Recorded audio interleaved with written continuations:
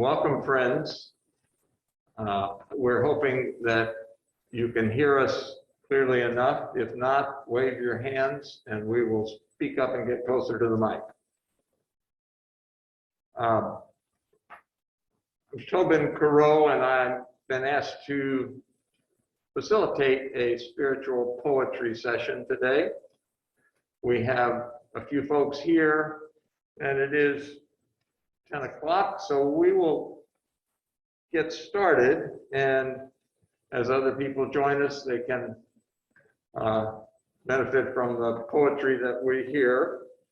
And we encourage those of you who are joining us, if you have a poem that you would like to share or other contribution, that when we have a pause after a sharing of a poem, that you wave your hand so we can see you on screen, and then we can you can unmute, and hopefully everything will work properly. We'll hear your contribution, and then you can remute, and we'll move through the session that way.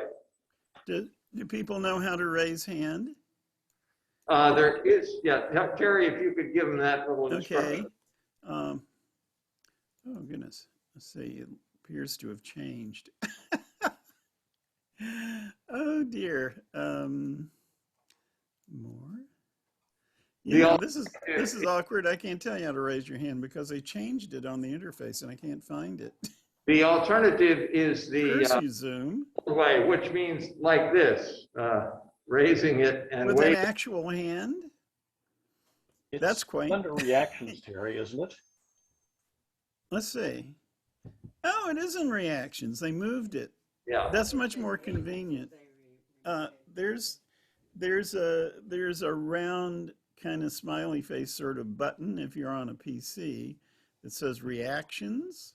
I think if you're on a phone or a pad or something, you would like touch the 3 dots at the end that says more, and somehow you get to reactions, and on there's a raise hand little button. I'm gonna raise my hand, and you can barely see it, but there's a yellow hand up there on my yellow wall on the upper right corner. And if you can't find that, you can pick one of those other icons, or you can I think attention however you want, Two-handed motion should be able to get through from a distance here. Right. All right, so we'll take a brief moment of silence to settle in to a quiet place. And then I'd like to begin by sharing a poem that I was reminded of yesterday when I was looking at the beautiful new banner image that has been hung in the entranceway to the meeting house. Joanna Vaughn and several other folks have contributed to this beautiful image, and it brought to mind this poem. So I encourage those of you who are visiting the meeting to look in the entranceway to see the new banner, and we probably will take a picture of it and share it with others who are not yet in the meeting sometime after this session. But we'll have a moment of silence. I'll share this poem, and then we would like to leave a moment or a few moments of silence between poems. And if you have a poem to share, please let us know at that point, and we'll move around the group with poetry.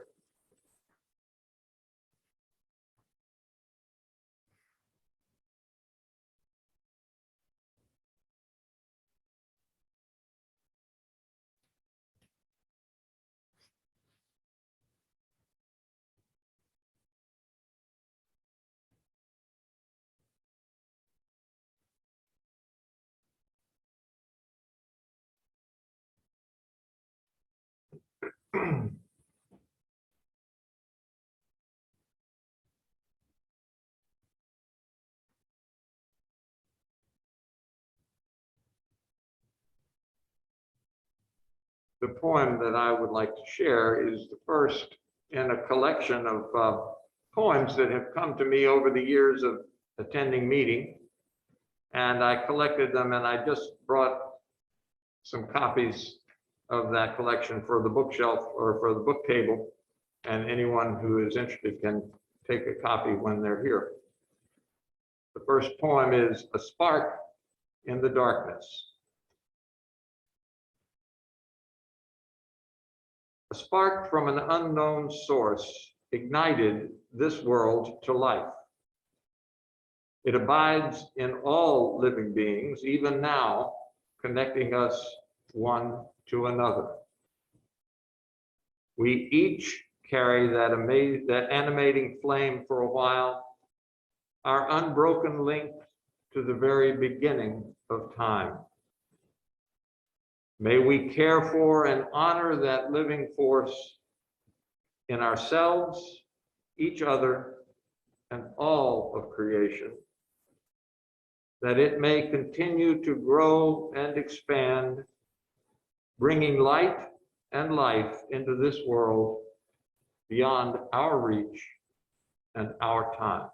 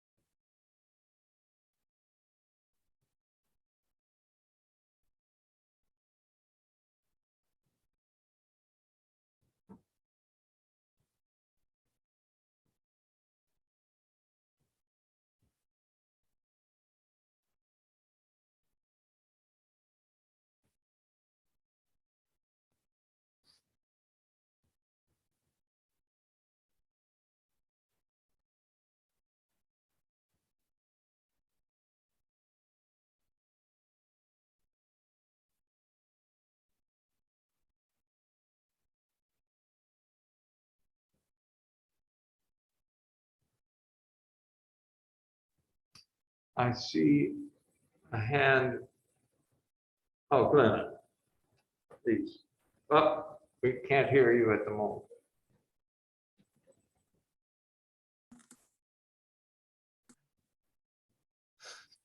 I didn't have anything to say at this point.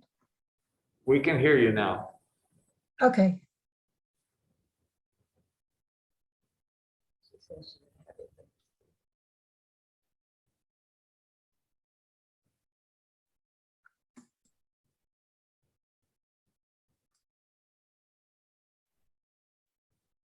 Erica? Mute. There we go. Before you start, let me remind people that we're going to keep everybody muted except when you're reciting there. So remember to unmute yourself. I'll Yes. take care of the rest. I've got a book here by our national poet laureate, Amanda Gorman, and it's for children. It's called Change Sings.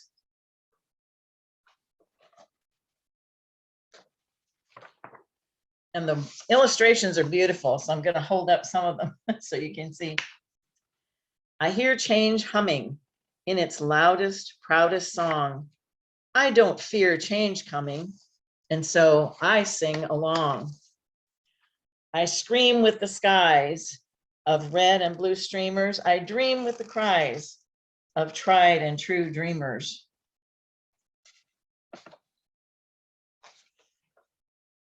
I'm a chant that rises and rings. There is hope where my change sings. Though some don't understand it, those windmills of mysteries, I sing with all the planet and its hills of histories. I hum with 100 hearts, each of us lifting a hand. I use my strengths and my smarts take a knee to make a stand. I'm bright as the light each day brings. There is love where my change sings. I show others tolerance, though it might take some courage. I don't make a taller fence, but fight to build a better bridge. I talk not only of distances from where and how we came, I also walk our differences to show we are the same. I'm a movement that roars and springs. There's a wave where my change sings. Change sings where? There, inside me, because I'm the change I want to see. As I grow, it grows like seeds. I am just what the world needs. I'm the voice where freedom rings. You're the love your bright heart brings. We are the wave starting to spring, for we are the change we sing. We're what the world is becoming, and we know it won't be long. We all hear change strumming. Won't you sing along?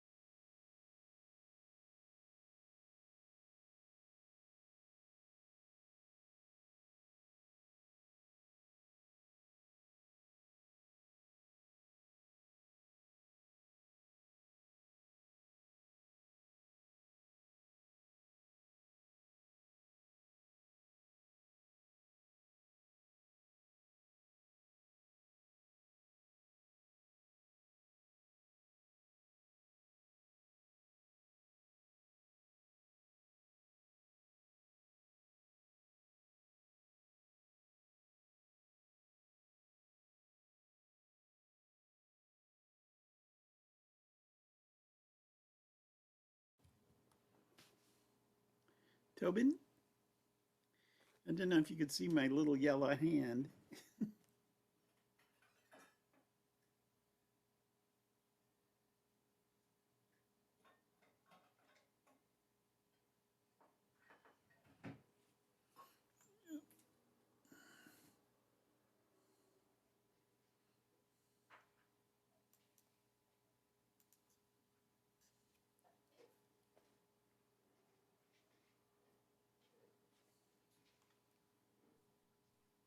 Go ahead, Terry. Oh, okay. Uh, I'm sorry. I guess we better keep the meeting house unmuted because uh, it'll work out. Anyway, in that spirit, I thought I'd strum something for you. And I just saw this documentary, TV documentary about Bishop Tutu and the Dalai Lama. And you know something? Those guys never stop laughing. They just laugh through the whole thing. And it just reminded me that nothing's more spiritual than laughter. So if that's true, then I think nonsense poetry qualifies as spiritual poetry. And here's an interesting little bit here from Lewis Carroll. And this poem started life from Sir Walter Scott wrote this heroic ballad about Lord Claverhouse of Dundee and taking the tune from a traditional tune. But it's a war song, and for my money, it's a real pompous war song. Well, Lewis Carroll comes along, and no one knew better how to unstuff a shirt, at least until Groucho Marx appeared. And he put his own version of Bonnie Dundee in the 9th chapter of Through the Looking Glass. So I'm going to do a couple of verses from the original because it's funnier if you know what is being made fun of. And it'll give you the sense of Sir Walter Scott. And then I'll do the version from Alice. To the Lords of Convention, 'twas Claverhouse spoke. Ere the king's crown go down, there are crowns to be broke. So each cavalier who loves honor and me, let him follow the bonnets of Bonnie Dundee. So come fill up my cup, come fill up my can, saddle my horses and call out my men, and it's over to Westport and let us gae free, for it's full of the bonnets of Bonnie Dundee. Well, that's a pompous little song. So here's how Lewis Carroll changed it up in Through the Looking Glass. To the looking glass world, it was Alice that said, I've a scepter in hand, I've a crown on my head, like the looking glass creatures, whatever they be. Come and dine with the Red Queen, the White Queen, and me. So fill up your glasses as quick as you can. Sprinkle the table with buttons and bran. Put cats in the coffee and mice in the tea. And welcome Queen Alice with 30 times 3. Oh, looking glass creatures, quoth Alice, draw near. 'Tis an honor to see me, a favor to hear. 'Tis a privilege high to have dinner and tea, along with the Red Queen, the White Queen, and me. Oh, then fill up your glasses with treacle and ink, or anything else that is pleasant to drink. Mix sand with the cider and wool with the wine, and welcomes Queen Alice with 90 times 9. That's all.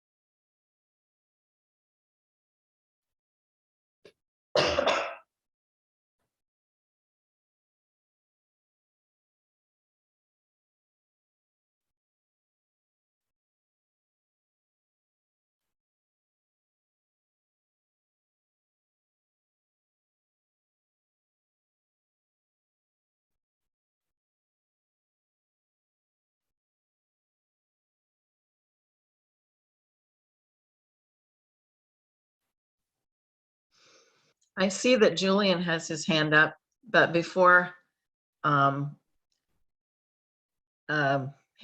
him, I just am pointing out that in the chat for those online, I've put the link to Tobin's collection of poems that are on the website, so that if you're not in person there to pick up a copy of his poems that are there in the meeting house, you can still see them. And looks like Julian is indicating readiness to share. Thank you. Thanks, Tobin. Before I get to the poem that I brought, did anyone give our visitor a chance to introduce himself before I came on? That would be John Schmidt.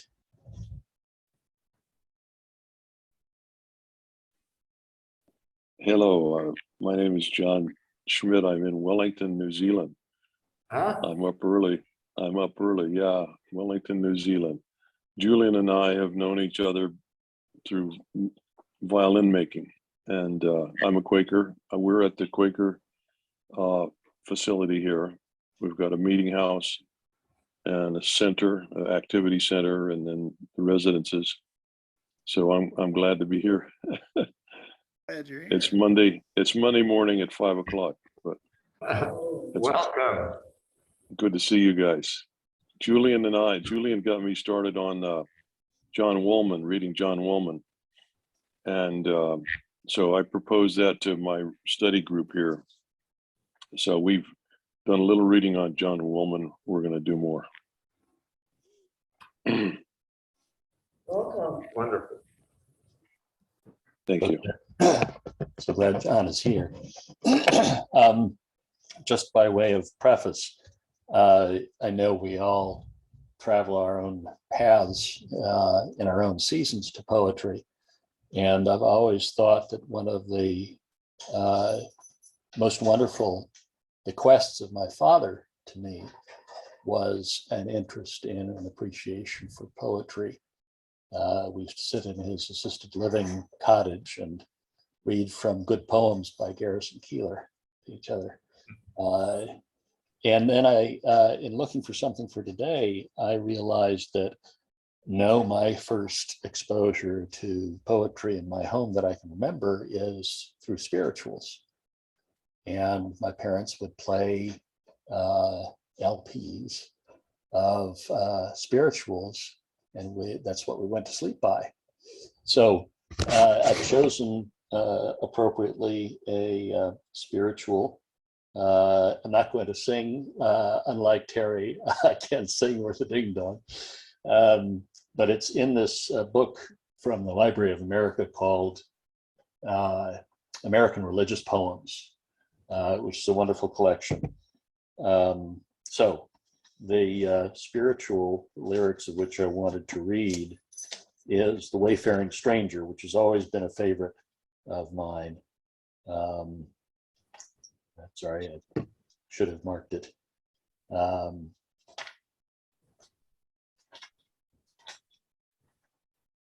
Here we go.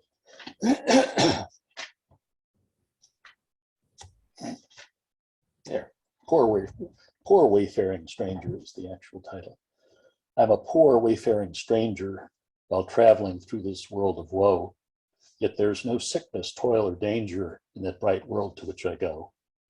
I'm going there to see my father. I'm going there no more to roam. I'm only going over Jordan. I'm only going over home. I know dark clouds will gather around me. I know my way is rough and steep. Yet beauteous fields lie just before me where God's redeemed their vigils keep. I'm going there to see my mother. She said she'd meet me when I come.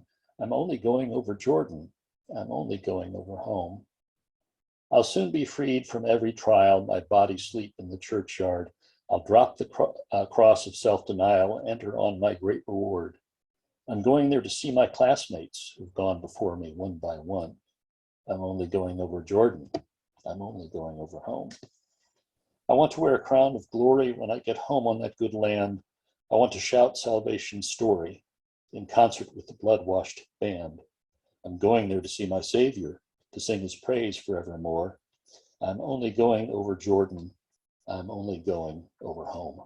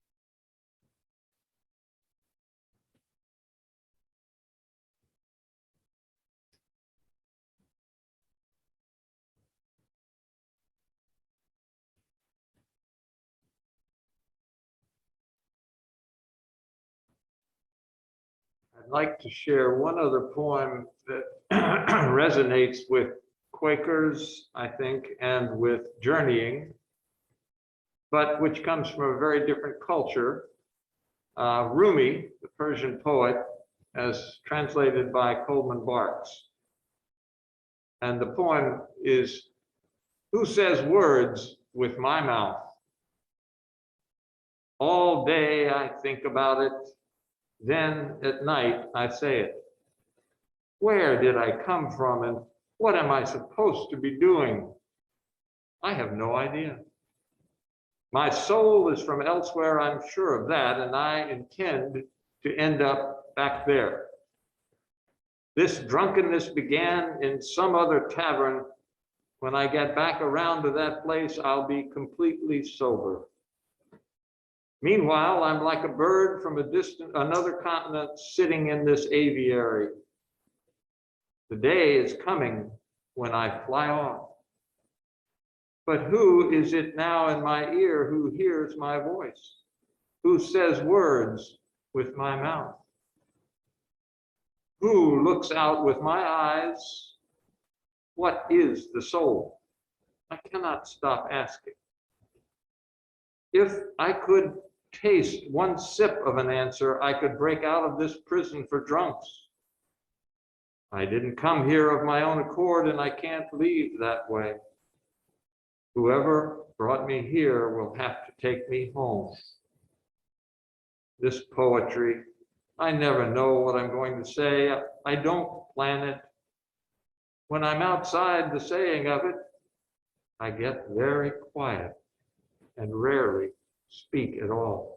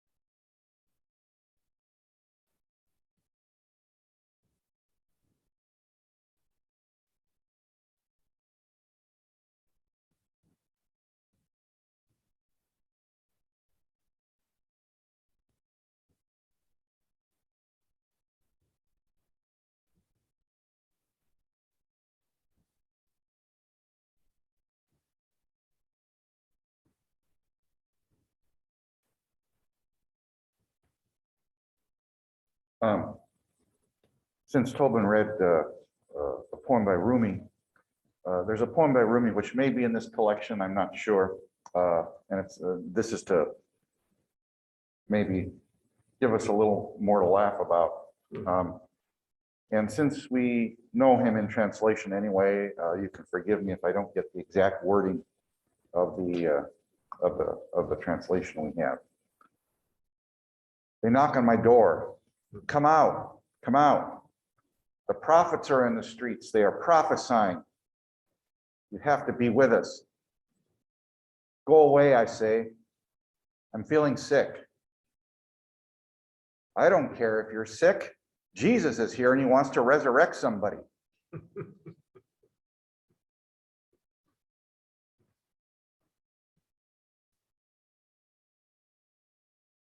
I don't even care if they're dead.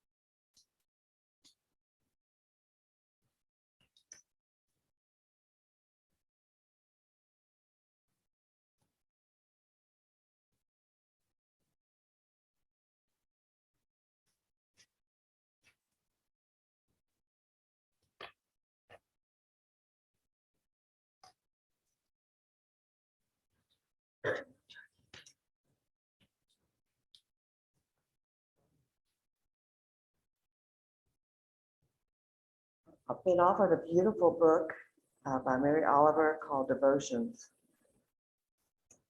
And this one's called Wild Geese. You do not have to be good. You do not have to walk on your knees for 100 miles through the desert repenting. You only have to let the soft animal of your body love what it loves. Tell me about despair. yours, and I will tell you mine. Meanwhile, the world goes on. Meanwhile, the sun and the clear pebbles of the rain are moving across the landscapes, over the prairies and the deep trees, the mountains and the rivers. Meanwhile, the wild geese, high in the clean blue air, are heading home again. Wherever you are, no matter how lonely, the world offers itself to your imagination. Call to your wild geese, harsh and exciting, over and over abounding, over and over, announcing your place in the family of things. Thanks, Tobin. That's beautiful.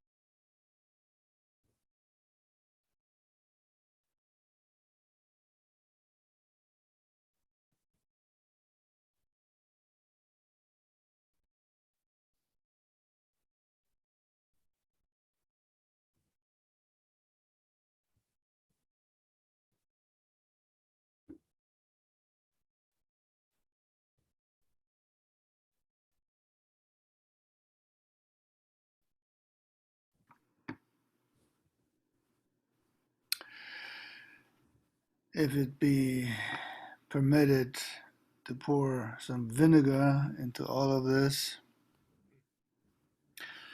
Bob Dylan, when your mother sends back all your invitations, and your father to your sister, he explains that you are tired of yourself and all your creations. Won't you come see me, Queen Jane? Now when all of the flower ladies want back what they have lent you, and the smell of their roses does not remain, and all of your children start to resent you, won't you come see me, Queen Jane? Now when all the clowns that you have commissioned have died in battle or in vain, and you are sick of all this repetition, won't you come see me, Queen Jane? When all of your advisors heave their plastic at your feet to convince you of your pain, trying to prove that your conclusions should be more drastic, won't you come see me, Queen Jane?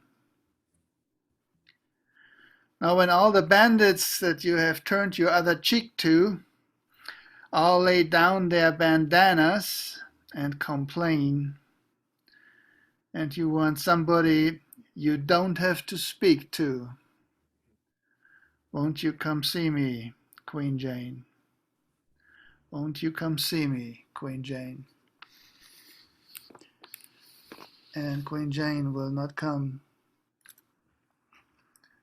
to see him.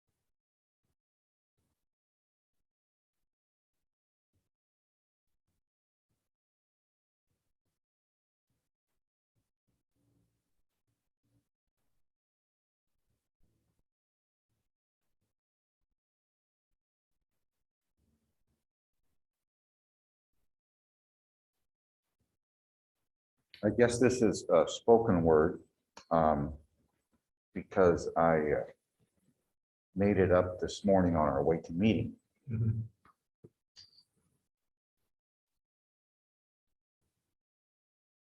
Only 10 months older and just weeks shy of his 4th birthday, he already takes on the mantle, the responsibilities, and the worry of an oldest child. He fixes us intently in his gaze and says,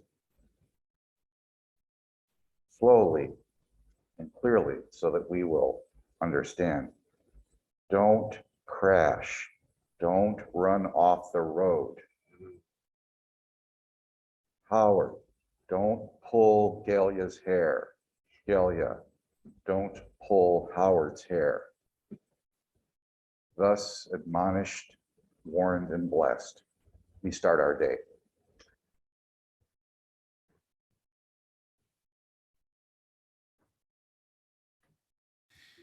Must be the wisdom of the Bubba. Yes.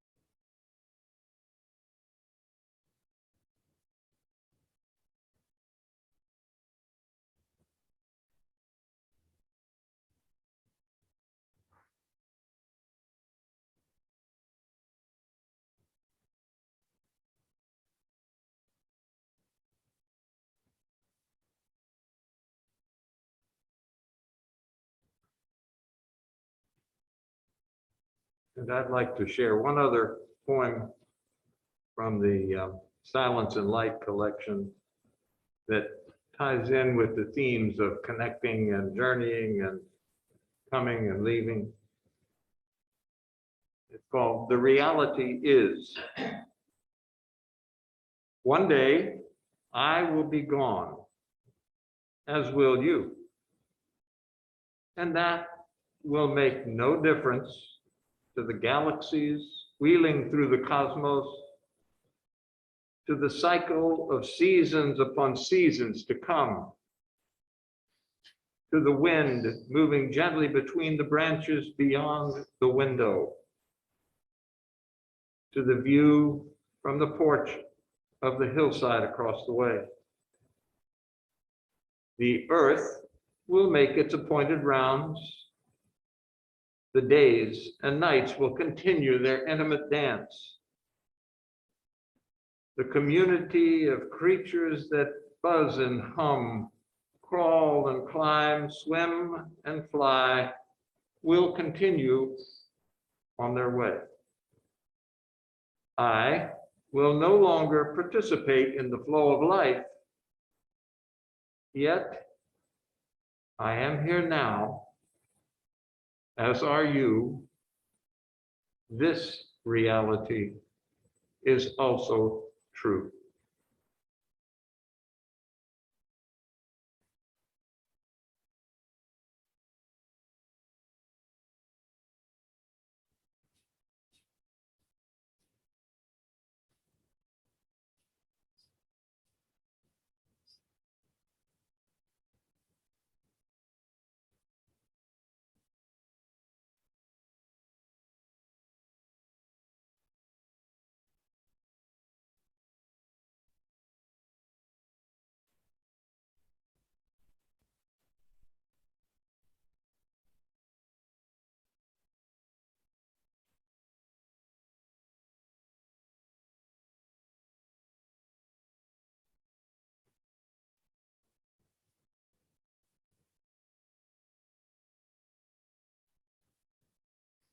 And as it's time to complete the forum and transition into worship,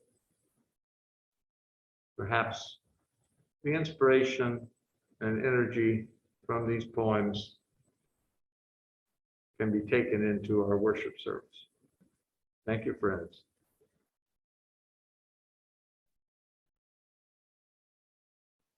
Thank you, Tobin, and everyone else.